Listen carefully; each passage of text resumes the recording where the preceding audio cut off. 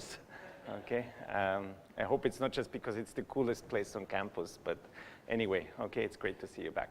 So what I want to do today is the following two things. Number one, I want to connect still two particular types of thresholds, namely the bit and the block threshold, just to tie everything back together. And then what I want to do is mix a little bit, tell you about some open problems. Some of them I've, of course, mentioned, but also in the open problems explain a little bit why it's not so easy, or why, at least so far, we haven't been able to extend that to general channels. And that's also then a challenge for an open problem. So to get started, one thing that's good to clarify a little bit is that there are many, many different decoders. And so a little bit what their relationship is. So we assume we have a code. Everything will be typically binary. Also, it doesn't really make that much difference. And, you know, and so when we talk about decoding, well, you know, if that's my estimate for the code word, given my observed word y, so typically we choose, of course, we choose a word from C uniformly at random, and then through the channel, we observe we have some observation y, and then based on y, we want to estimate the code word again. And so there are many ways in which I can do the decoding, and we have, of course, already mentioned them. But let me be a little bit more explicit. So the first one is that we just want to do the block, right? So we're just looking at the argmax of all the C and the code word of the posterior here, okay? So the C given the Y, right? And so we'll choose the code word that is the most likely. There's a slightly different version of this, which is also interesting to think about. And that's a randomized version. So the R stands for randomized one, in which I simply output the C according to the posterior. So it's a randomized version. And I simply, according to the same posterior, I'll output this, right? So of course, if one is very, very dominant, one is like, you know, has all the weight has weight 1, then these two things will be the same. But let's assume, you know, one, there could be two code words. Maybe one has weight 0.7, the other one weight 0.3. Here would always do the one 0.7, but here would proportionally output one of the two. Okay, then, of course, we have the same thing for bits. Okay, so we have, let's say, bit for I, right, which is just, again, the argmax.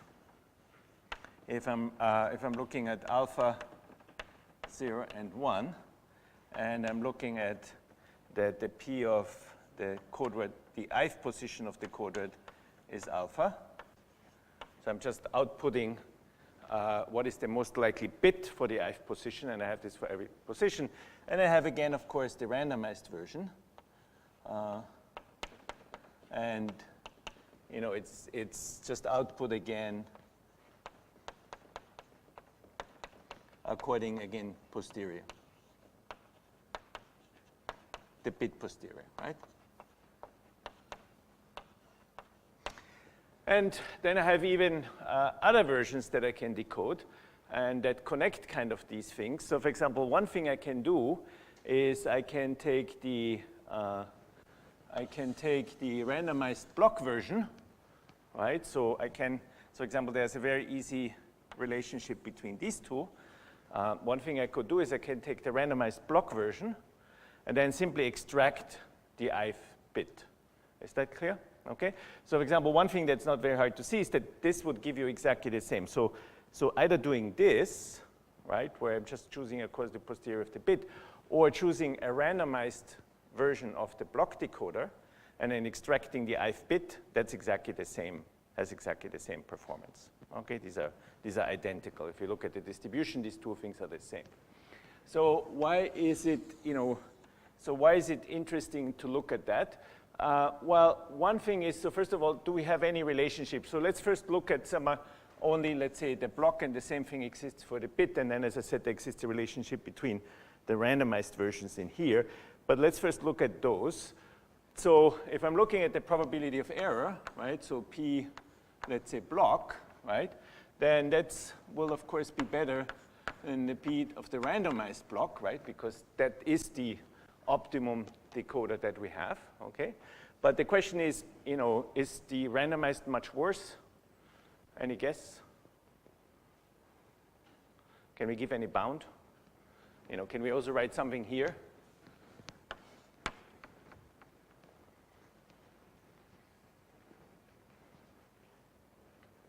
That has nothing to do with code. It's just, you know, you estimate, you have some set, you have some observation, you estimate. So the bound, I know, doesn't have an entropy, but yeah. Not p squared. So p squared would be smaller. We're looking at something that's larger. There's a square in there, though. There is a square. Okay, so one bound that you can derive is this. Okay, so you know, it's actually it's not very hard to derive it. You basically, maybe just let's quickly do this. So, and you have, of course, the same thing here and here, okay? And so we'll see in a second. So why is that important? It's interesting because, you know, so imagine, for example, that we do, let's go back to the Reed-Muller case, right? What we really wanted is that the bit error probability jumped, right? And so this means also that we kind of know what must happen. So if the bit error probability must jump, and if we ignore that there's basically the factor 2 right now, and if we're realizing here that the relationship between this one here and this one here, that's an identity here, right? Then what does it mean that the bit error probability jumps? It must mean that, and if I wanted the bit and the block error probability jump at the same time, it must mean that as soon as I have block error events, right, then the weight of these events must be linear, right? So what I don't want to happen is that, so the only way that this could jump and this wouldn't jump is if I have here code words, but all these code words have some sublinear weight, and then the bit error probability could still be, you know, go down to 0, but the block error probability could be 1, right? And so we see that there's a, and so since we also see that between this one and this one, there is only a factor 2 difference, right? So we see that even if I do the maximum likelihood, so I choose the most likely one, that's basically the same as choosing the random one. The random one is essentially the same as choosing the ith, you know, random one, and choosing the ith bit is the same as choosing the best bit for the positions. So that's the connection. Make sense? Okay, so this we will use in a second. Maybe let's just quickly check, right? So how would this go?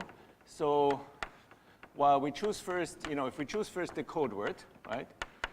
So what is the error probability? We choose a code word, and then for all the y, we're having a y, and then we're having an error if the decoder of this is not equal to the code word that we chose, right? So I choose a code word, I go over all possible code words, doesn't matter because it's linear, but I have this in there anyway. Then I'll, given the code word, I get a certain output, right? And if then for this output, this is my estimator here, this is unequal to the code word, then I make a mistake, right? So this is the error probability. So I can, this is just a joint distribution, so I can also do it the other way around. First of all, y, p of y, and then over p of c given y of this c hat p of y unequal to c. All right, so all I've done is this is a joint distribution here. I'm changing the order, right, of the two. I mean, I'm using base rule and then changing the order. Okay, but now let's look, right? So you know, so this is the probability here, right? So this will only be, so this is 1 every time I choose something different than the actual word here, right? And and the only time it's, so this, you know, this will be something of the form 1 minus, and then I have p of, so I can write it like this, so the whole thing will be 1 minus p of c hat b of y given y. right? So this whole thing is just this here. Okay, because every time I choose something different than the code word, right, it counts, and otherwise it doesn't count. So the only time it doesn't count, the only time where this is 0, so the only time where I don't sum over this is if I'm actually choosing the C, the correct one. And so the whole thing is 1 minus this one event, right? So I have this whole thing is just y, p of y of exactly this.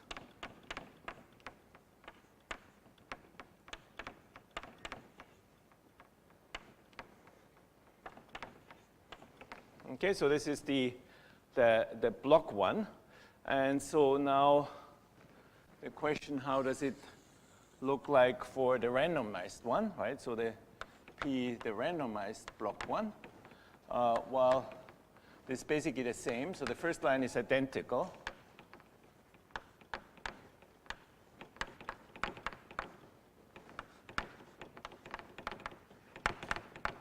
And now I have this, but now, of course, the condition here is slightly different. C hat RB y unequal to C. Okay. Okay, and so now I can again turn this around. The same thing as before. And P of y.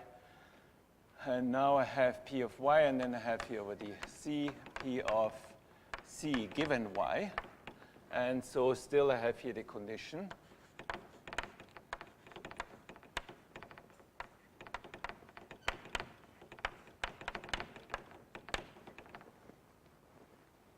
Okay. So, so what is now, but now it's slightly different here. Before, and this was just, either 0, 1, but now this is a randomized version, okay? So this thing here now will be a random variable, will not just be a constant given. So this thing here, if you think about it, will actually be exactly 1 minus p of, what it is, 1 minus p c of y, no? Okay? So we're having now, so let's write down p of y. We're having this. And so now, of course, this just gives me 1, right? So I have here 1 minus, and then I have here over all the y, p c of y squared, right? And so now, just to give a, sorry, not p, yeah, y squared. And just to give a bound, I can pick here the, so remember that which one is the one that has the highest weight in there? The one that has the highest weight in there is exactly the guy that I chose in here, okay?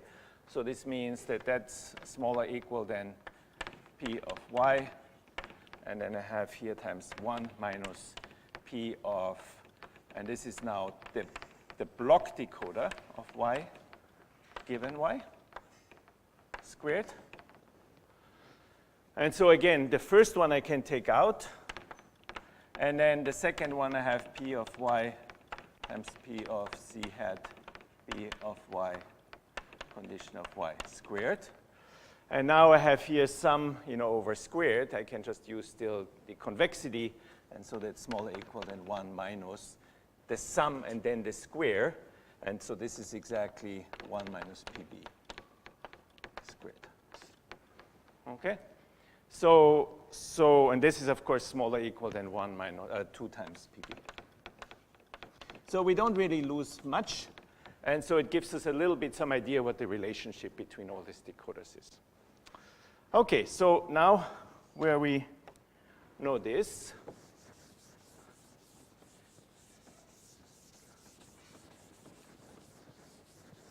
let's see what the difference between these thresholds is and why there still is something that we have to worry about.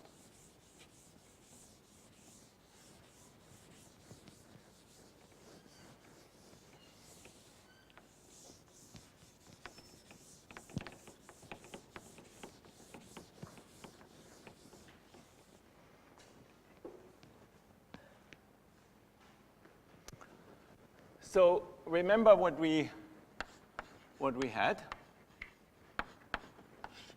We had two results, right? One had to do with the block, and one had to do with the bit, right? So for the block, generically, we saw that a code must have a threshold. And so we also learned that the width of this threshold was smaller equal the log of 1 over delta, let's call it block, divided by the square root of the minimum distance. All right, so this was the Tillich-Seymour result.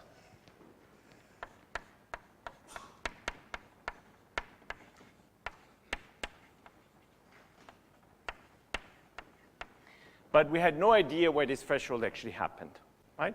And so in particular for Reed-Muller codes, for example, in Reed-Muller codes, the distance itself is the square root of n that we have. On the other hand, what we had is for the bit, and so right now we're talking about the BEC. We had the result that, so this was block, and this was the bit error probability, right? And so we had that the bit error probability jumped. We knew where the jump was, right? So this was at capacity. And we also described what the width of this transition is. And so here for the width of transition, we said that this is smaller equal than the log of 1 over, let's say, call it delta bit, so divided by log of n. Okay, and so what was, just recall again, what was this delta? When I'm talking about transition, I'm talking about that I wanted to go from delta b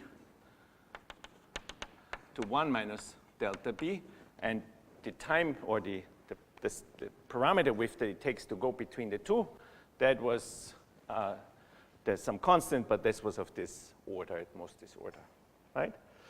So now, there are many ways, of course, how we can say that a code achieves capacity, right? So to some degree, we can say that this code achieves capacity already, because the bit error probability, vanishes. But of course, it would be much nicer to say that we achieve capacity in a sense where also the block error probability goes to 0, right? For some applications, it might not matter, but some applications, it might only be useful if actually, most of the time we don't make any mistake, right? Versus here, as we said, it could be that, we only have a few bits in error in average, but it could be that every time we have a few bits in error, right? So that every time there's a block error happening, but maybe it's just a few bits, right? Would be nicer if we can connect the two. So the question is, how do we, can we connect the two? So the very first idea would be the following, is just to say the following. Well, if I know that the block error probability is essentially 1, right, wherever that thing here is, above this map threshold here, and I also know that there's a certain minimum distance that I have, right, then I know that and from what we just said about this relationship between the map decoding block error probability and the randomized one, and then that's the same essentially as the randomized bit error probability, and that's just a factor away from the bit error probability, then it means that the bit error probability that we have here, right, as soon as the block map threshold sets in, must be, so at that spot, okay, so wherever it is, just if we're above, how large does the bit error probability have to be? Well, it has to be at least, right? So just above here, the bit error probability must be bigger or equal than the minimum, and again, there could be a constant 2 and so on, and I don't worry about that. The minimum distance divided by n, okay? Maybe let's say by 2, since we had this factor 2. Is that clear? If I'm saying that every time I make a mistake, when I make a block error, right? Every block every code word that I make a mistake has at least DH non-zero positions, right? And we said that that's essentially the same as if I took now that and extracted the bit, right? That's essentially the same as the optimum bit error probability up to a factor 2. Then it must be that here the bit error probability must be of this order, right? Now, unfortunately for us, if we do this for Reed-Muller codes, right, this only gives us like 1 over square root of n, because Reed-Muller codes only have, this is only square root of n divided by n. It's 1 over, so you get only a 1 over square root of n, and forget about even the 2, because, you know, I didn't think of constants. There should also be constants in that have to do with the rate, okay? So now why might this be interesting? Well, it means it's not exactly 0, the bit error probability. And now I could think of plugging this into this delta here, right? And then see how long does it take from that to go to 1. Is that clear? I can plug in any delta, right? The delta was just any number that can depend on n. And so hopefully if that gap is small, right, then as soon as I jump with the block, the bit error probability is no longer, is no longer really 0. And now if this went fast enough, right, then within this gap here, whatever it is, I would have a bit error probability that, is large. Is that clear?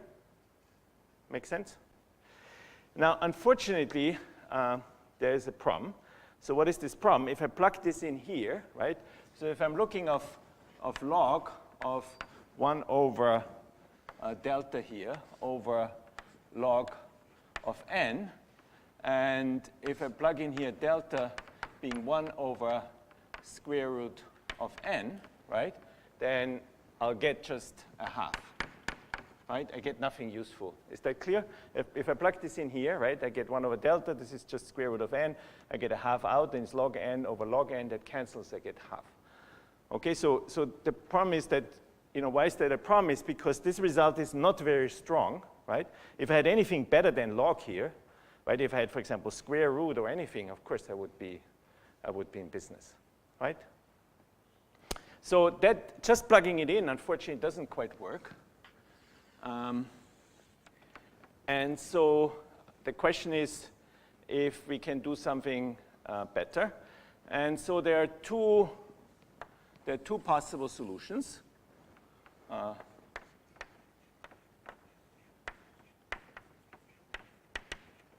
To show that the two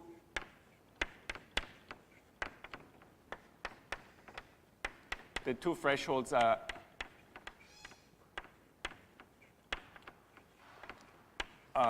the same, okay? And when I mean the same here, I mean the same on the scale from 0 to 1, okay? There's still a gap in there, but the gap goes to 0.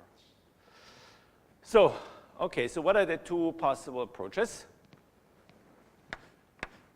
The first one is, and that's what originally Henry and Santosh Kumar did, is remember that I told you that if I'm looking at Reed-Muller codes, that they have a very large symmetry group, right? There was this symmetry group of the form whatever, B is equal to matrix times A plus G, where this was a log 2n by log 2n binary matrix, and these things are also of log 2n bits, that a vector that indicates the positions of from 1 to n. And so if you look at that, then you will see that this is more than just two transitive. And because it is more than two transitive, there are more powerful such theorems about sharp thresholds of monotone symmetric functions. And so the exact result is messy, but they, by using one of these more powerful theorems, you can show that this is a little bit better. Namely, that you have another constant here that goes fairly slowly, but nevertheless, where the Wn goes to infinity, where n goes to infinity. Okay, so I told you, I think yesterday, that the best you can hope by any kind of symmetry is to get here a square, right? You don't get a square from here. You would need something much more symmetric. But you get something better than just a log, okay? So you get an extra constant here. And this extra constant grows slowly, grows much slower than the log, but nevertheless it goes to infinity. And so now if we do exactly the same calculation again, right? So now we have an extra Wn in there, right? And so now we get this over Wn, and if n goes to infinity, then this thing indeed goes to 0 as n goes to infinity, right? So indeed, the two thresholds, that's one way to show that the two thresholds are indeed the same. Okay, so, but there's also a second way of doing it. So let me show you the second way. That is to some degree perhaps even more general, although it's quite pedestrian, but it works.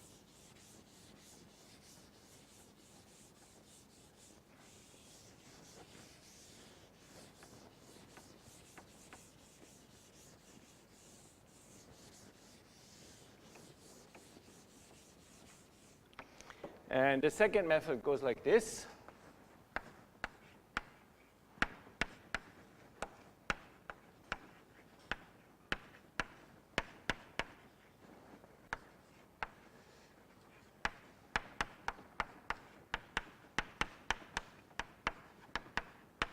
So let's take any code, right? So we have some code C.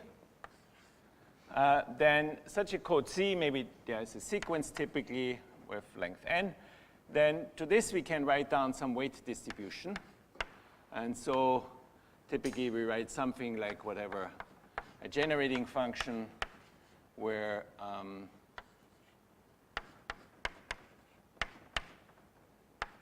we have something of this form, okay? And so what does this mean? So A0 is just the is 1, it's the all 0 code word. And then AW just gives me is the number of code words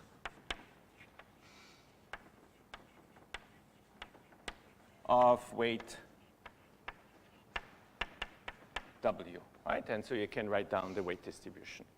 And yesterday, for example, I gave you these asymptotic weight distributions for random codes. Remember where this looked like the binary entropy function. So this was the same quantity here that I have here, right?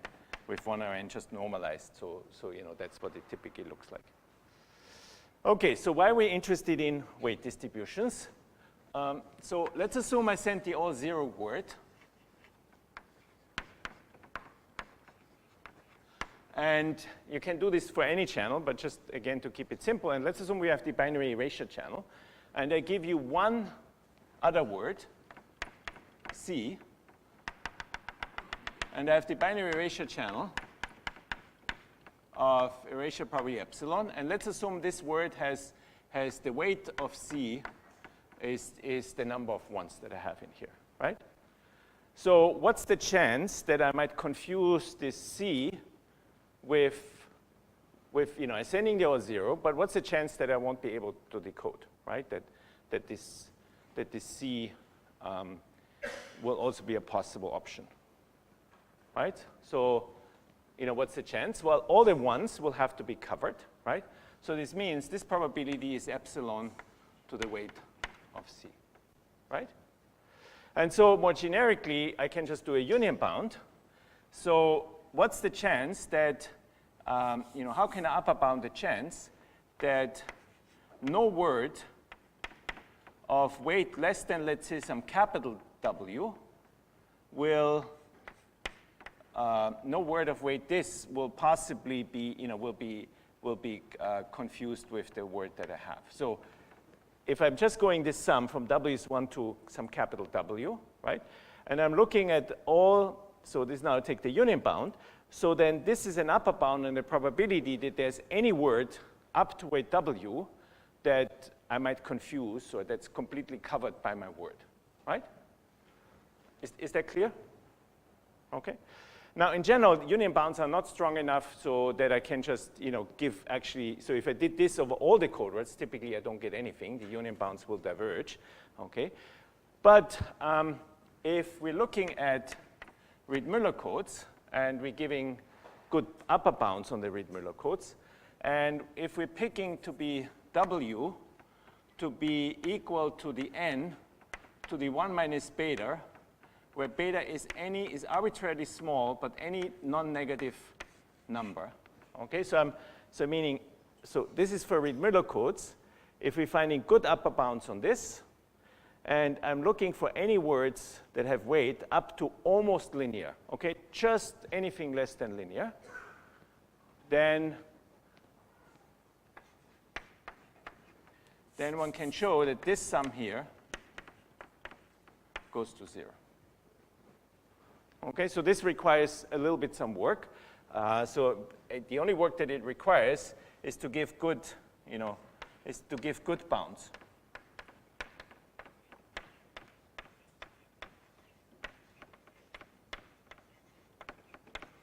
And the weight distribution of Reed-Miller codes is not, of course, exactly known, but there are some bounds. And for example, in the work that I had quoted earlier of Wittgenstein, and Spielka, and Abe, they gave some bounds, and then you can improve slightly on these bounds.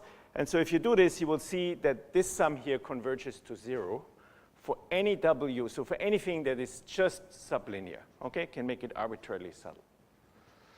Okay, but so what does this mean now? Well, it means that, and this is actually, funnily enough, this doesn't actually depend on the epsilon that you have here, okay? So meaning you can drive this to 0 no matter what, as long as the epsilon is less than 1, you can drive this to 0 for the same thing. So you don't need to know where the actual parameter is, okay? So this is independent of epsilon, as long as the epsilon is strictly less than 1. Okay, so now what this means is now the following. Remember what we said before, and well, we have the block error probability, right? And so as soon as the block error probability threshold comes in,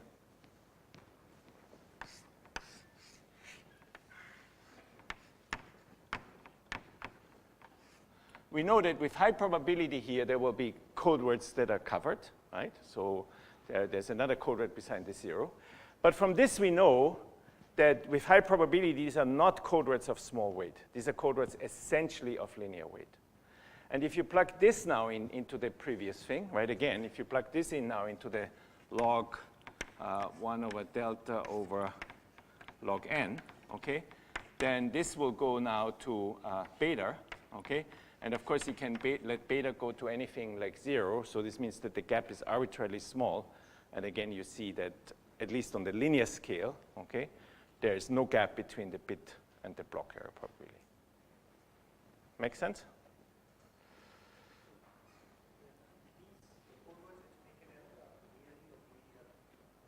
Almost linear, yeah. So, yeah. Yeah. Because as soon as you are above the block-Mach threshold, now, beforehand we could plug in here only 1 over square root of n. But now we can plug in here n to the 1 minus, it was the bit n to the, it should be n to the beta. So the whole thing should be n to the beta. So how does this come about? You have n to the 1 minus beta over n. That's the bit error probability that you have now, okay? And so that's a delta, okay? So this is n to the minus beta, and you're taking 1 over delta, so you're getting n to the beta, okay? So, okay, so this means, and this kind of argument actually with weight distribution would work even if we didn't work for the BEC. It has really nothing to do with the BEC itself. More generically, if you don't work for the BEC, then you simply plug in here what's called the Bhattacharya constant. And so, for example, for the BSC, this would be 2 times epsilon times 1 minus epsilon, and for other channels, you get some other parameter. And so the same, I mean, this is just a number that you plug in here, and so exactly the same argument would hold. Now, of course, in general, we still don't know that we have a bitmap threshold, but if we ever had one, then it would actually have to be the same block map. Okay, so you see that from the argument. For this, you don't actually need you don't need any strong result for the threshold. Okay, so let me show you now still something that's related and how you can a little bit tighten still things. And we'll go over it quickly because most of these things we already talked about. So, and so that's joint work with Srinivas. So that Srinivas, this is Orr, this is Yuri Perlyansky, this guy we don't know, and this is Hamid, okay? So you can see the personality types, okay? Orr is like, what's going on, okay? Srini is always smiling, of course. Yuri is trying to look very scholarly, okay? So it's kind of interesting. Anyway, so what I still want to show you now is a slight strengthening of the result, and it doesn't yet. So it says optimum scaling, but that's the optimum scaling for the block error probability, not for the optimum scaling for the bit. Okay, so this doesn't really resolve the point, but it shows you what you can do. And so the story goes as follows. So this we have already seen, right? So this is Reed-Muller codes, polar codes. Y we have also talked already about because these codes are better than for other channels. So I'm just skipping all these things here that we're interested in the scaling and that there's some optimum scaling result. And so this I have told you already, but I didn't write it down in this form. So that generically the optimum scaling is that this is the rate, this is the capacity. So this is what I had called delta. And so this is 1 over delta squared, and this is called the dispersion, and that's just the general Q function. So that's the exact form of the scaling law that I typically didn't mention the constants, the things on front, okay? Okay, so now, so the question is, what we'd try to show is, remember what we had for the block result, right? So for the block result, we had that the transition was of the order, the width was of the order log 1 over delta times the square root over the Hamming distance, right? And so, but now, and so how did this come about, right? Remember where this came from.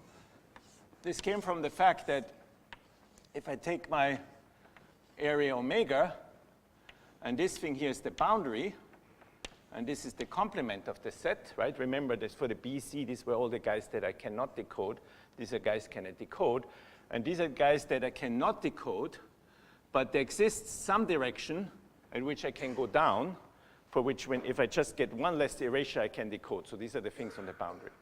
And remember where this came from. This came from is because we proved that every point here has at least the edge such connections coming down, right? And this came from the fact that we said at a boundary point, at a boundary that you must cover, so if you're somewhere at the boundary here, omega, and I take an erasure set, and I'm just drawing them for convenience all on the left. That's my erasure set, omega. And we said that in order to be on the boundary, it must be true that there exists a code word such that that is completely covered by this. So it's everything here is 0. So this code word must be covered, and there must be exactly one covered. And then eliminating any of these positions of the code word, and there are at least the h of them, right, will eliminate this covered code word. And that's why I have at least the H connection coming down. And so now the idea is the following. I just told you that it is very unlikely that code words that are covered have actually this small distance, right? I just told you that it's actually, that we know from just the union bound that I told you that covered code words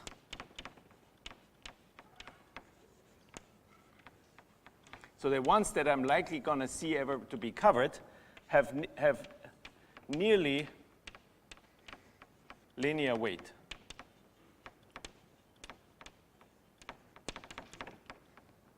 Right? So if we could claim that all the points here on the boundary, right, would actually also have, would be these kind of code words, namely the ones that have linear weight, then I no longer plug in here 1 over square root of dh, but I plug in here something that is, let's say, what we just said. I would plug in n to the 1 minus beta square root, right? And then I would get up to the beta that's arbitrarily small. I would get actually square root of n, which is the optimum scaling that I can ask for. Make sense? Now, that's not completely obvious that you can do this. Why? Because this, when I'm saying that with high probability something is covered or not covered and what it looks like, this is for the typical ones, right? So I make a mistake, and I'm looking what's covered, and then I see the ones that covered have almost linear weight. But the boundary is, something that has a much smaller measure, right? It means it's something that is not something that has probability close to 1. It's much, much smaller, right? And so it's not clear that condition that I'm lying on the boundary, it's still true that on that much smaller set, the same phenomena occurs, right? It could be that on this small set, things are more special. Okay, but so how do we get around this? So I guess this I showed already. I don't think we need that. So what we get around this is to use a slightly different way of proving it. And so the slightly different way of proving it is the following. So I guess this is the same that I showed already. This is this omega that I showed you. And so this is now this is when I look at the derivative. Remember, this was this Russo inequality.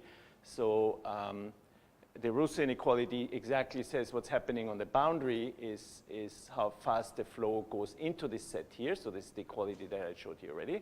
So that we also did already. And so now I want to claim that this h that we had in the Russo inequality can indeed take the typical case. And so if I could do this, then I would be fine. We could do the same as we did yesterday, and we would be fine.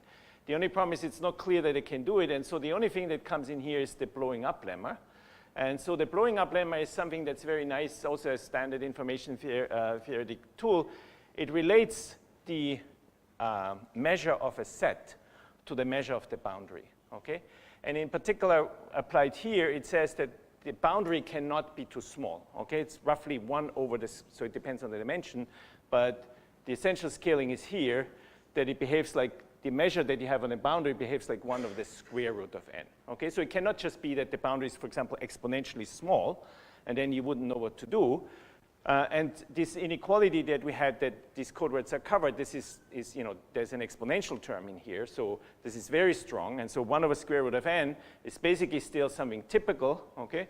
And so since you can still have something typical, you can just plug in, instead of what we had before in the square root of n, you can plug in here that it's basically linear, and because we can plug in that something that's basically linear, we can prove that the derivative here is not just what we had beforehand, right, which was roughly the 4th root, but it's basically the square root of n minus something that's arbitrarily small, okay? So, so this is nice. Unfortunately, this only says something about the sharpness of this curve, okay? It doesn't say yet anything about the sharpness of the bit error probability curve, right? So the question is if we can do something similar for the bit error probability. And if there also we could get some sharpness, then it would also be trivial to show that the two are the same up to the, to the same size, and we would get actually optimum scaling for this case. Good, so that finishes what I wanted to say there. So before I go on, first, any questions? So summary, right? We showed now that bit threshold is the same as map threshold, so at least for the BEC, we know what the threshold is, that it achieves capacity, and we know that the map threshold is as steep as it could be. For the bit, we don't quite know, so it could be, so essentially we know that up to a linear order, the two are the same. We know that one is very steep, the other one could be slightly less steep, and there could be, and we don't know exactly what the scaling between them. It's sublinear, the gap between them. But what we would like is to show that they're essentially identical, right? So that this should be less than 1 over square root of n. We would like to show that this gap is less than 1 over square root of n, right? And so currently we don't know how to do this. Fine? Good. So then what I want to do now is start with looking at the generalization. So everything so far was for the BEC. Yeah. Yeah, so I'll get to, we'll get to it, okay? So it's exactly one of the points. So right now, everything we did about the BC. So the question is, what happens for general channels, right? And so, so there's good news and bad news. Okay, you want to first hear the good news or first the bad news? No? No, let's do the good news first, okay. Okay, no, it fits better, but okay, so it's not really bad news. The bad news is that we don't know how to do it, okay, but so that's it, okay. That's bad news. But let me first tell you the good news. It might seem that, you know, we have, okay, there's like, after all, I mean, there's, okay, the space of binary input memory symmetric channels is compact, so it's essentially a finite set, but it's a very large set of channels that we have to consider. And it seems all we know is how to do exactly a single one, okay? That's not very encouraging. So do we have to now find a proof for every single channel, okay? And so here, there's indeed good news, okay? So, and it's due to Aaron Sasha-Glue. So,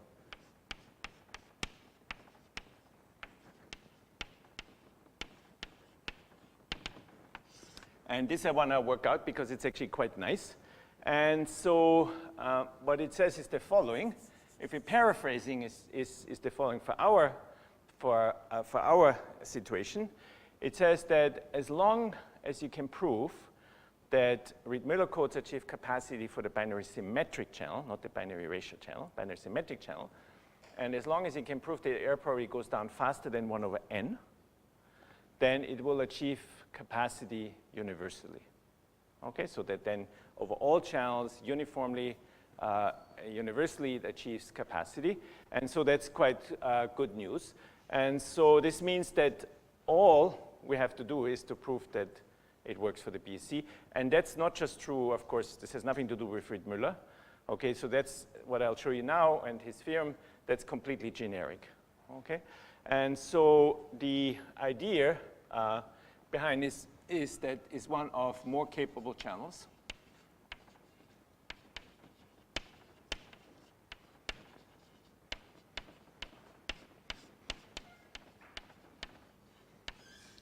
And so this is quite a nice theorem, so more capable and less capable channel.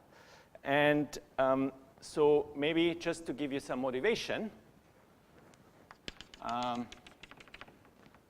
here is a very nice consequence, which can be a little bit confusing in the beginning, but it's the following.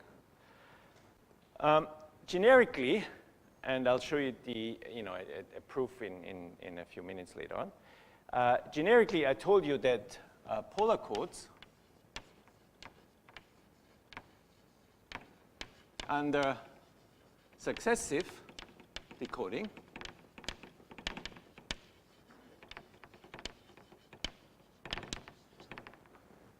are not universal. So for those of you that know polar codes, right, remember you have this set of channels that you have, let's say from channel 0 to n minus 1, and let's assume that's the decoding order. And there are some channels that you have to designate as frozen, and some channels that you designate as information. So maybe this is an information channel, okay, and there's some other channels that are, let's say, frozen channels. And these are the complements, right? And so the other ones are frozen. And these are the information. And this pattern does depend on the channel itself. And that's actually very easy to see. And how do you see that in general, that it cannot be the same? So do the following, right? If I give you two channels A and B, then, and let's assume you wanted to find now a polar code that worked for both, right? Then the best we could ever hope for is to get a rate, okay? So the rate clearly would have to be smaller than the min of the capacity, I just write I of A, and the capacity of B, right? So clearly, I will not be able to find a code that works for both of them, right? One single code works for both of them and has rate larger than that, because for the one channel that has smaller capacity, clearly I cannot exceed this, right? So that's a trivial bound, but it's very easy to make this trivial bound into something that's non-trivial for polar codes in the following way. If I'm thinking of polar codes, remember, and again, this is now just for those that know polar codes, I take a channel, and my first step is polarization. I take a plus channel, and I take a minus channel, right? And I do the same thing for the B, and I take a B plus channel, and I take a B minus channel, right? And then I have two separate channels, right, from which I then polarize further. But I can use exactly the same bound here again, but now for each of these two, right? So these are the two that share the same kind of branch, and these are two that share the same branch, okay? So even on step one, what I can do is that it must also be, another bound is that R must be smaller than a half, okay, the min of I of A plus and I of B plus, and plus a half min of I of A minus and I of B minus, right? And so, of course, you can go down any number of steps, right? And can try to, and this way you can have upper and lower bounds like this. And this way you can define what's the compound capacity, meaning which of these things, how many of these things can you set to information bits such that they work for both, right? And so, for example, if you do this for the BEC and the BSC, and they both have capacity a half, then you will see that the rate is less than 0.48, I forgot, okay, something, okay? So 4817, I think it was, right? And so that's roughly the compound capacity. So between the two, you can never share more. Just between these two channels, you can never share more than that. And that's just two channels, right? If you now added the Gaussian to it, then it would be even less, etc., right? Okay, so they are not universal. Someone, okay, sorry. Yeah, so there's the BSC with erasure probability half and the BSC with flip probability roughly 11%. Then they both have capacity a half. Okay, so it's not the parameter. Sorry, it's not the parameter that's a half, it's the capacity that's a half. So if you take it. So, okay, so there's one case where the compound is very easy. That's, for example, if you take any family of channels that's degraded, that's ordered by degradation, then it's just a min. That's very easy to see, okay? So if you take, let's say, a family of Gaussian channels, or take a family of BSCs or a family of BSCs, or any two channels where one is degraded, where one is degraded with respect to all the other ones, then it's just the capacity of that. Okay, that's what you can do. That's easy. But more generically, for example, if you wanted to know what's the compound capacity of polar codes for the whole set of channels, we have upper and lower bounds. Lower bound is like 0.4, and then upper bound is whatever, something like this, but we don't really know, okay? It's not an easy problem. Good, so, okay, so what I just told you is that polar codes are not universal, right? On the other hand, what I'm just gonna tell you now is that polar codes are universal, but there's a subtle difference, and what's the subtle difference?